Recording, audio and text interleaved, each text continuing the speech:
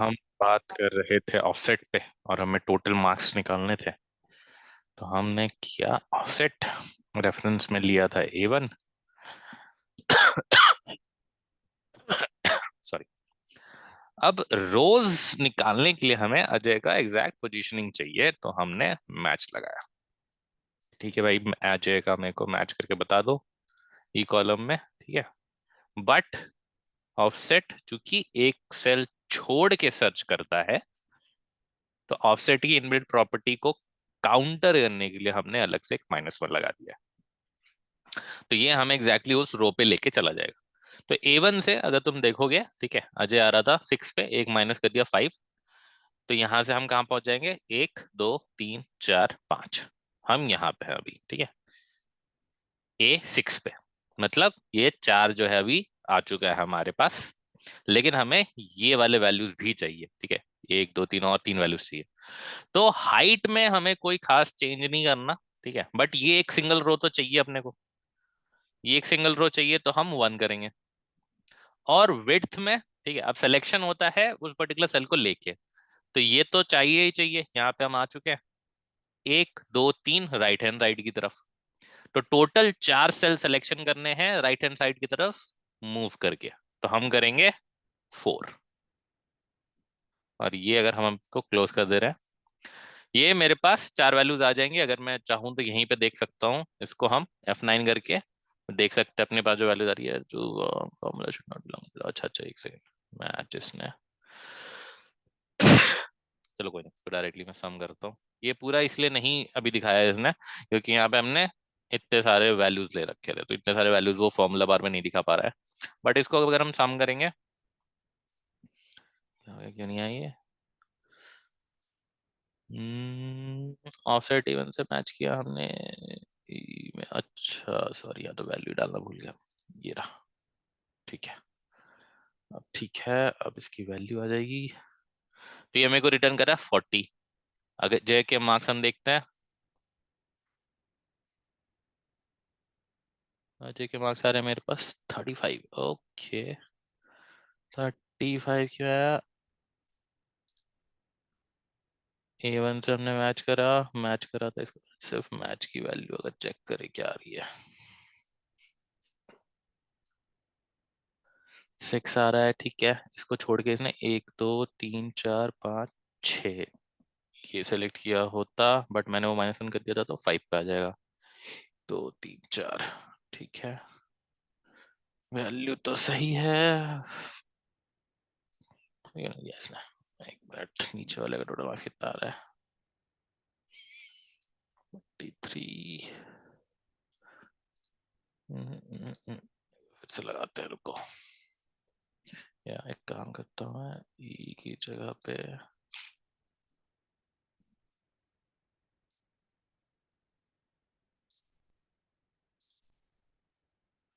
इसमें अगर मैं अंदर के ऑफसेट वैल्यूज चेक करता हूँ,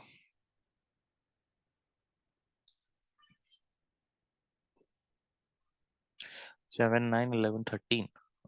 7 9 11 13 क्यों ले रही है?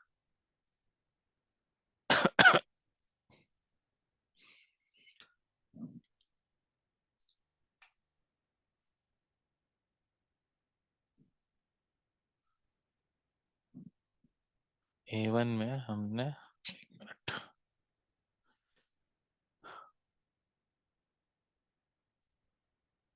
ये मेरा रोज हो गया। कॉलम्स में मेरे को कोई, अच्छा कॉलम्स में ये बताना पड़ेगा, कॉलम्स पे कोई चेंज नहीं चाहिए हमें। हाइट में 1 चाहिए और विड्थ में 4। ठीक है, कॉलम नहीं दिया था हमने, अब आ जाएगा ये। सो ये आ गया मेरे पास, आ जाएगा 35। इनफैक्ट अगर मैं इसको चेंज भी करूंगा, जैसे इसको अभी मैं राजीव कर दूं, 89। राजीव का देखते हैं कितना है। This gives me 89। ठीक है, सो ऑफसेट, ऑफसेट हेल्प करता है आपको मल्टीपल वैल्यूज उठाने में। यहाँ पे हमने मल्टीपल वैल्यूज पिकअप कर ली, और ये किसी भी डायरेक्शन से उठा सकते हो तुम। ठीक है, इट्स नॉट नेसेसरी कि इस तरह नीचे से, अगर मतलब बीच में से कहीं पे मैंने अपना रेफरेंस सेल डाला होता, ठीक है, तो उसके हिसाब से आप लेफ्ट राइट प्लस माइनस कहीं भी अभी मूवमेंट कर सकते थे, सिलेक्शन कर सकते थे, and that would have given you a similar kind of result. But जैसा मैंने बोला कि ऑफसेट का यूज हम तभी करेंगे जब हमें मल्टीपल वैल्यूज चाहिए, ठीक है, क्योंकि इसमें मल्टीपल वैल्यूज पिक करने के लिए हमारे पास हाइट और विड्थ का ऑप्शन होता है। ठीक है,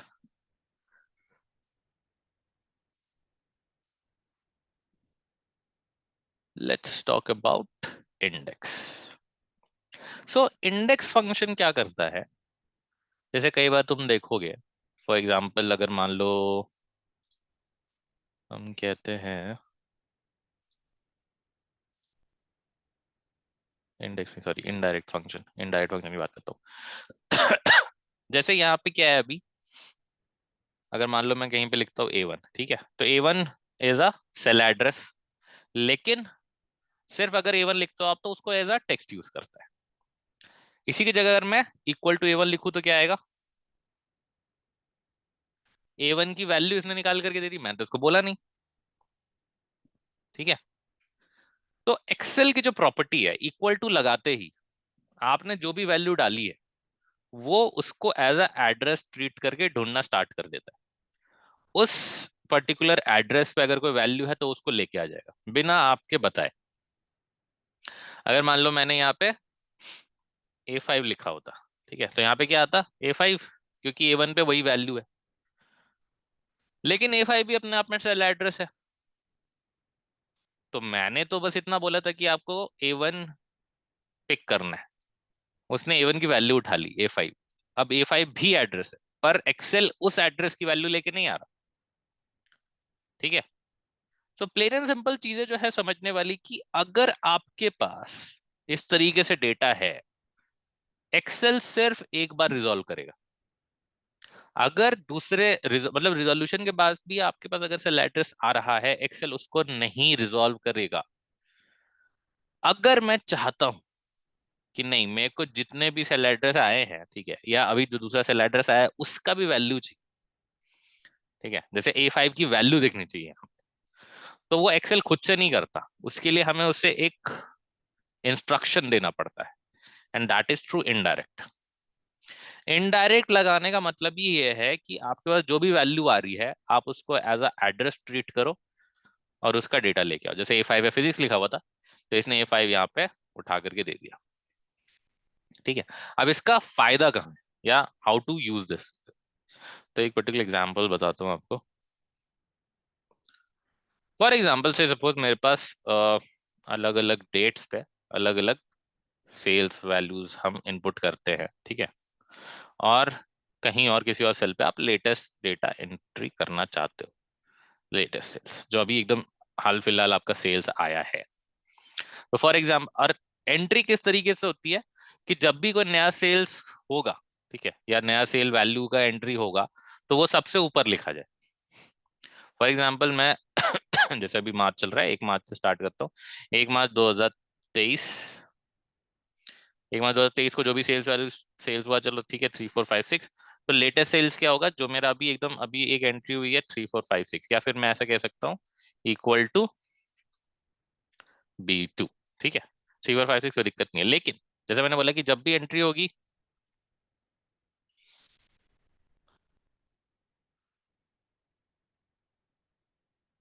हम क्या करेंगे,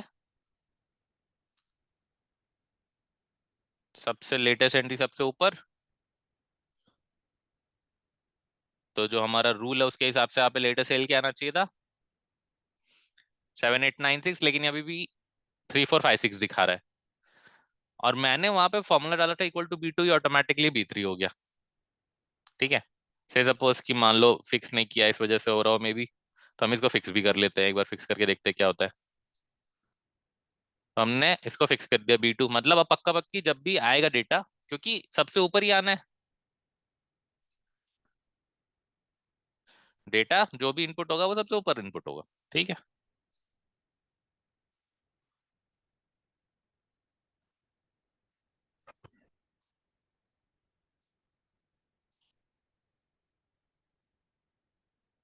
7239, यहाँ पे क्या आना चाहिए था 7239। ठीक है, एक बार फिर से प्रॉब्लम, B2 लिखा था B3 हो गया, फिक्स कर दिया था तो भी। फिक्स करने के बाद भी B2 से B3 हो जा रहा है। तो एक्सेल की जो डिफॉल्ट प्रॉपर्टी वो यही कहती है कि अगर तुमने कोई सेल लिया है और वो सेल डिस्प्लेस होता है, तो जहां जहां पे भी फॉर्मूला लिखा हुआ है वहां सब में वो डिस्प्लेस होना चाहिए। पर मेरे इस पर्टिकुलर एग्जांपल के लिए वो हेल्पफुल तो है नहीं, एक्सेल का वो रूल, क्योंकि मुझे तो हर टाइम पे B2 चाहिए। तो मैं क्या कर सकता हूँ, ठीक है, मैं इसमें बोल रहा हूँ कि आप प्लेन एंड सिंपल ऐसा करो,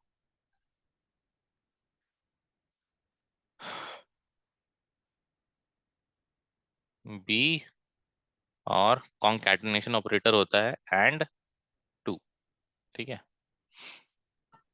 अभी ये देखो, इसने कॉन्कैटिनेट करके B2 दे दिया मेरे को, ठीक है, लेकिन हमें B2 नहीं चाहिए, हमें B2 की वैल्यू चाहिए। तो फिर से एंट्री कर रहा हूँ मैं 4 तारीख की,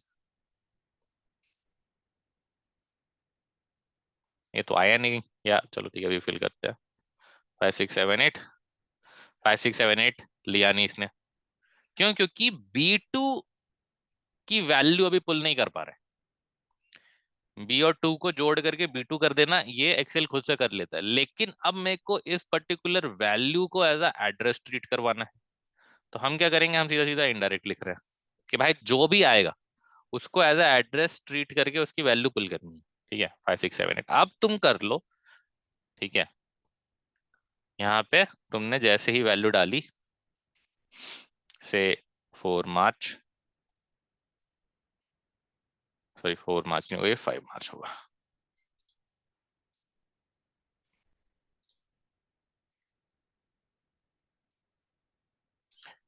ये आ गया 4123।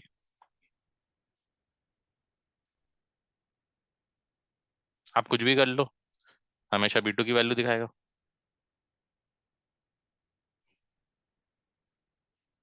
9678, 9678 आ गया। सो indirect helps you in these kind of scenarios जहां पे तुम्हारा एड्रेस जो है कॉन्कैटिनेट करके या कुछ और चीज इसमें डाल के हम बना रहे हैं। बनाने के बाद अगर तुमको उस पर्टिकुलर सेल एड्रेस का डेटा निकालना है, आपको इनडायरेक्ट जरूरत पड़ेगी पड़ेगी, ठीक है। सॉरी, कोई दिक्कत? No sir. ठीक है। सो दैट इज इनडायरेक्ट, क्या बच गया, चलो हाफ वी लुकअप पे बात करेंगे। Half V lookup, reverse V lookup, चलो पहले एड्रेस पे बात करते हैं। तो address is a very simple function, ठीक है। जैसे अभी हम यहाँ पे बी और टू एक साथ यूज कर रहे थे, मतलब सॉरी ये कॉन्केटिनेट करके यूज कर रहे थे, तो तुम चाहो तो एड्रेस बनाने के लिए एड्रेस फंक्शन का भी यूज कर सकते हो। एड्रेस फंक्शन में आपको क्या बताना पड़ता है, आपको रोल नंबर बताना पड़ता है, कॉलम नंबर बताना पड़ता है, ठीक है। हाँ, एक डिफरेंस है कि अभी जैसे B2 का हम एड्रेस बना रहे थे तो हमने बी और टू को एक साथ कॉन्केटिनेट किया था। यहाँ पे तुमको नाम देने की जरूरत नहीं होती, तुमको वो अल्फाबेट नहीं लिखना होता, तुमको उसका पोजीशन बताना होता है। तो रोल नंबर जैसे B2 जो है वो सेकेंड रो सेकेंड कॉलम है, तो मैं यहाँ पे 2, 2 कर दूंगा मैं सीधा सीधा, सेकेंड रो सेकेंड कॉलम। यहाँ पे तुम देख सकते हो ऑटोमेटिकली इसने B2 बना करके दे दिया। तो तुम डायरेक्टली एड्रेस फंक्शन के साथ भी इनडायरेक्ट यूज कर सकते हो, that will give you the same result कि B2 का हमेशा यहाँ पे B2 का ही वैल्यू रिफ्लेक्ट होगा 9678। तो दैट इज एड्रेस फंक्शन। अब हम बात करते हैं रिवर्स वीलुकअप पे, ठीक है। तो वीलुकअप में हमने एक चीज देखी थी कि जो भी डेटा है वो राइट हैंड साइड से ही उठाया जाता है ना, लेफ्ट हैंड साइड से डेटा आप नहीं उठा सकते। और अगर left hand yes side sir. से डेटा उठाना है तो आप मैच इंडेक्स करते हो, ठीक है। लेकिन एक और तरीका है, ठीक है। बट एक चीज याद रखना, मतलब ऐसे ही बता दे रहा हूँ, याद क्या रखना है कि अगर बहुत बड़ा डेटा सेट हो तो आप इंडेक्स मैच ही यूज करो। छोटा डेटा सेट, 1-2 कॉलम के डेटा सेट के लिए आप रिवर्स लुकअप लगा सकते हो। कई बार पूछ देता है what do mean by reverse lookup. हालांकि देखो, बेसिक रूल जो वीलुकअप का है वो चेंज नहीं हो सकता, ठीक है। अगर लेफ्ट हैंड साइड से उठाना मना किया है, नहीं उठा सकता तो नहीं उठा सकता, उसमें कोई चेंज नहीं होगा। बट हम छोटे मोटे वर्क अराउंड कर सकते हैं। फॉर एग्जाम्पल जैसे यहाँ पे अभी मेरे पास नाम दिया हुआ है, ठीक है, बच्चों का नाम दिया हुआ है और उनका फिजिकल एजुकेशन का मार्क्स लेके आना है। अब बच्चों का डेटा कहाँ था, ये स्टूडेंट वाले शीट पे था, नाम दिया हुआ है और सारा डेटा लेफ्ट हैंड साइड पे पड़ा है। तो अगर मेरे को कोई बोलता है कि रोहन का डेटा चाहिए, लेफ्ट हैंड साइड से उठाना है, मैच इंडेक्स लगा करके निकाल सकते थे, बट चूंकि छोटा रेंज है, 3-4 कॉलम्स है, तो हम रिवर्स वीलुकअप भी कर सकते हैं। So how does reverse VLOOKUP work? देखो, है वीलुकअप ही, तो फंक्शन वैसा ही रहेगा, वैल्यूज जो हम इसमें फिल करते थे वीलुकअप में वही फिल करेंगे, ठीक है, कुछ अलग फिल नहीं करना, लेकिन एक जगह पे थोड़ा सा चेंज आएगा। तो मेरे को जैसे आरुष का डेटा चाहिए, मैंने बोला आरुष भाई ढूंढना है इसको, ठीक है, टेबल एरे जो हमें उठाना है, अब देखो टेबल एरे में ही सारा फंडा है कि टेबल एरे में डेटा लेफ्ट हैंड साइड पे पड़ा है। अब लेफ्ट हैंड साइड से उठाना है तो भाई वीलुकअप में तो पॉसिबल नहीं है, तो हम क्या करेंगे, हम जो टेबल का स्ट्रक्चरिंग है उसको वीलुकअप के हिसाब से चेंज करेंगे, कि भाई अगर तुम्हें राइट हैंड साइड से डेटा चाहिए तो हम तुमको डेटा राइट हैंड साइड की तरफ ही करके देंगे। So for that we use the choose function. Choose function क्या कहता है? चूज फंक्शन में आपके पास क्या क्या चीजें हैं, देखो इंडेक्स नंबर मांगा है इसमें। इंडेक्स नंबर का मतलब होता है कि आप बताओ क्या क्या कॉलम चाहिए, तो मैंने बोला मेरे को 2 कॉलम चाहिए, 1 और 2, ठीक है, इंडेक्स में मैंने करली ब्रैकेट दिया हुआ है, ठीक है, करली ब्रैकेट में 1 और 2 बोल दिया, इसको ये चीज समझ में आ जाती है कि 2 कॉलम आने वाले हैं। अभी वो 2 कॉलम कौन कौन से होंगे? तो पहला जो कॉलम होगा वो नाम का होगा, ठीक है, और दूसरा जो कॉलम होगा वो फिजिकल एजुकेशन का होगा, ठीक है। अब इस तरीके से तुम ऐसे करके, मतलब अगर यहाँ पे 1 2 3 4 करके लिखता मैं, 1 2 3 4 5, 5 कॉलम है जैसे, अगर मैं 1 2 3 4 5 करके लिखता और सबको एक एक करके यहाँ पे डालता चला जाता, तो वो उस तरीके से ही रीड करता।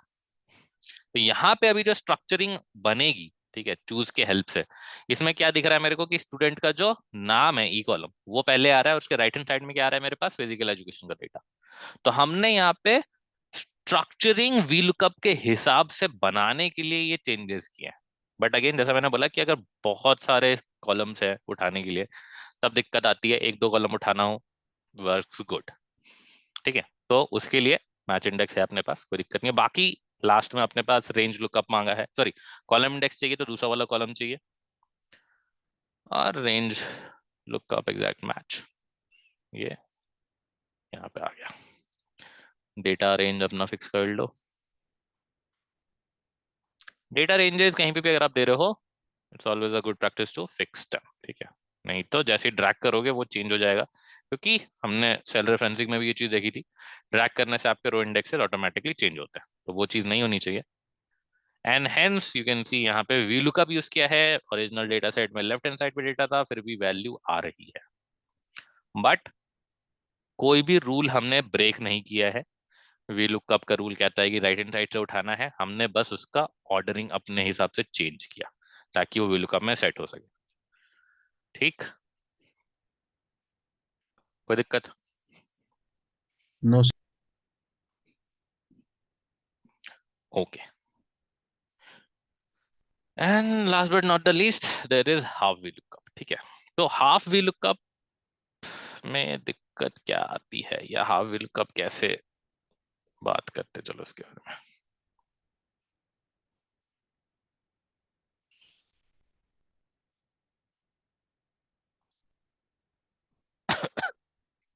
तो यहाँ पे डेटा क्या है मेरे पास नाम दिया हुआ है, सेल्स दिया हुआ है, ठीक है, बस ये है कि हर एक नाम में उसका एलियास पहले जोड़ा हुआ है, जैसे प्रशांत रंजन माथुर तो उसका एलियास पीआरएम पहले, उससे मतलब पहले एलियास लिखा फिर नाम, गौरव मुंजाल के एलियास जीएम उसका नाम, ठीक है, ऐसे करके दिया हुआ है मेरे पास डेटा, और उसके सेल्स वैल्यू है।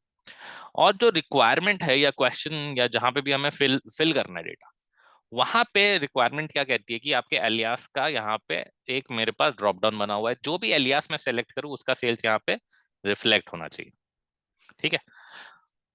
बट प्रॉब्लम यही होता है कि अगर एलियास दिया हुआ है, यहाँ पे सिर्फ एलियास तो है नहीं, यहाँ पे तो पूरा नाम है, अगर कल को मैं मैच करने जाऊंगा, वीलुकअप करने जाऊंगा जैसे मान लो, तो यहाँ पे ये मैच कभी भी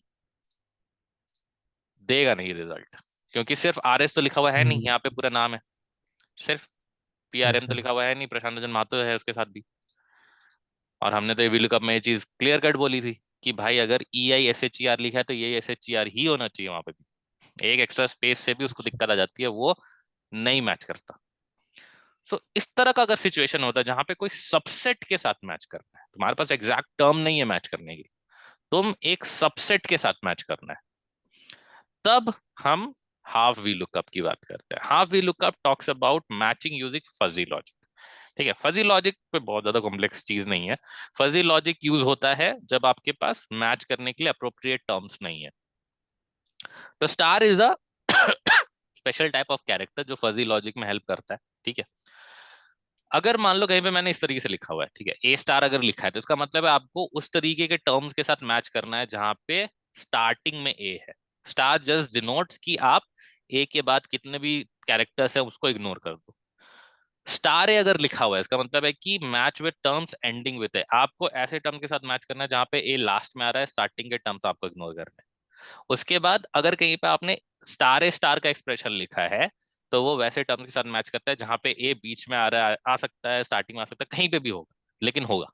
ठीक है, we are not specific about the position. यहाँ पे स्पेसिफिकली लास्ट में, यहाँ पे स्पेसिफिकली पहले, और यहाँ पे कहीं पे भी आ सकता है बीच में। So how to use it. VLOOKUP लिखा, अब जैसे मैंने बोला कि यहाँ पे अगर मैं वीलुकअप करने के लिए बोलूंगा, ठीक है, तो एलियास नेम खाली डाल करके हम नहीं मैच कर सकते, क्योंकि वो सीधा सीधा मैच करने से मना कर देगा। ठीक है, कि यहाँ पे इसके अलावा ये चीज तो दिख ही नहीं रही मेरे को। तो हमें वो फजी लॉजिक वाला एक्सप्रेशन डालना है। अब फजी लॉजिक में ऐसे नहीं लिख सकता आई वन स्टार करके यहाँ पे, क्योंकि आई वन मेरा सेल एड्रेस है, आई वन कोई वैल्यू नहीं है। Yes sir. तो वहां पे हम क्या करते हैं, हम कॉन्कैटिनेट करेंगे, और स्टार चूंकि एक कैरेक्टर है, डबल इन्वर्टेड कॉमास में डाल करके, अब ये जो पूरा एक्सप्रेशन बनेगा, आई वन से वैल्यू आएगी आर एस स्टार, हम उसके साथ कॉन्कैटिनेट कर रहे हैं, तो आर एस स्टार, मतलब आपको आर एस स्टार यूज करना है। आर एस के बाद कुछ भी होगा उसको इग्नोर करना है। कहाँ से मैच होगा, तो आपने ये डेटा टेबल दे दिया, इसमें मुझे सेल्स चाहिए तो सेकंड वाला कॉलम आएगा, और एग्जैक्ट मैच के लिए फॉल्स। कभी कभी तुम जीरो भी देखोगे, फॉल्स के लिए आप जीरो भी लिखते हो, ट्रू के लिए आप वन भी लिखते हो, दोनों नोटेशन इक्वली काम करेंगे, उसमें कोई दिक्कत नहीं आती। तो इसको जैसे मैंने एंटर किया, आप देख सकते हो यहाँ पे इसने मैच करके दे दिया। अगर मैंने प्योर सिंपल सिर्फ अच्छा। आई वन मैच किया होता, फजी लॉजिक नहीं लगाया होता, तो ये आपको डेटा नहीं देता, वहां पे हैश नहीं कर देता। एमआर लगा देर से 4000 आ गया। This is known as half V lookup. ठीक है, 5000 ये वीके यस आ सर। गया।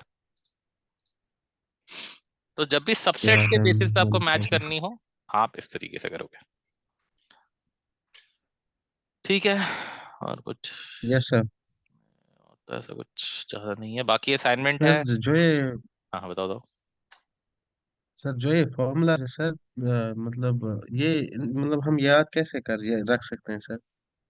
ये तो यार देखो, मतलब अभी तो मैं वीडियो वैसे शेयर कर दूंगा तुम्हारे साथ, ठीक है, तुम चाहो तो जी कंटिन्यूअसली जी। You can keep on against seeing the videos. Group में एडेड हो? Yes sir. Yes yes sir sir. हाँ ठीक है, तो ग्रुप में मैं वीडियो डाल दूंगा, तो वो तुम कंटिन्यूअसली रेफर कर सकते हो। बाकी तो यार देखो, प्रैक्टिस करना पड़ेगा, ठीक है, प्रैक्टिस के बिना तो होगा नहीं। Yes sir yes sir. Yes तो सर ये सर। शीट भी डाला हुआ है ग्रुप पे, ठीक है, शीट डाउनलोड कर यस लो, सर। जी वीडियोस जी। देख करके उस पे खुद से अप्लाई करना। ठीक है, ठीक है सर। जी जी सर। बाकी असाइनमेंट दिया जी हुआ है, सर। असाइनमेंट में क्या चाहिए हमें, टेरिटरी दिया हुआ है, कस्टमर दिया हुआ है, प्रोडक्ट दिया हुआ है, आपको प्रोडक्ट ग्रुप यस और सर। ट्रेड फिल करना है। ठीक है, तो okay product sir. Group, okay. Indirect और मैच का भी यूज कर सकते हो। ठीक है, ये देखो वी लुकअप से तो आएगा नहीं, तो यस मैच सर। और इनडायरेक्ट का यूज, सॉरी मैच और इंडेक्स का यूज कर सकते हो, या फिर reverse V yes lookup sir भी यूज सर। कर सकते हो। दोनों चीजें लगा करके try to fill this up. ठीक है, कोई दिक्कत आती है तो we can discuss in next class. Yes sir sir. Thank you. कोई सर ये क्वेश्चन जमा भी किसी? करना होता है सर? हाँ बिल्कुल, जमा तो करना होता है। सर हाँ, करके अच्छा सर, मुझे ये, पता नहीं था सर ये। नहीं करके इसको ग्रुप ग्रुप पे डाल में देना। सर। कोई कर नहीं रहा है, मेरे को पता है, ये मैं पूछूंगा लास्ट में। Okay sir. जितने भी शीट्स है सब सर में ये सर पूछेगा असाइनमेंट्स सर, है। क्योंकि एक्चुअली सर वही तो मैं पूछ रहा था कि सर जमा कोई नहीं करता। नहीं नहीं, करना है भाई। हाँ बताओ, और कोई कुछ पूछ रहा जी था? Sir actually sir, yes sir, I was asking कि सर ये एक्चुअली आई एम फ्रेशर